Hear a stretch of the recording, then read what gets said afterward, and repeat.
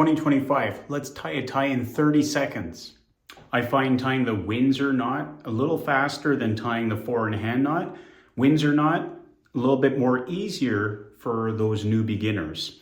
I have the bigger end on my right shoulder, smaller end on my left end length. I'm going to count out 1, 2, 3, 4 buttons and it's going to rest right there. From here, take the bigger end, cross over, and then we're going to bring it up this way. Bring it up. From here, just bring it underneath, nothing crazy. We're going to go down. We're going to go across. I put my finger right here just to hold it, and we're going to go up. And then guess what? We're going right down where that cross was.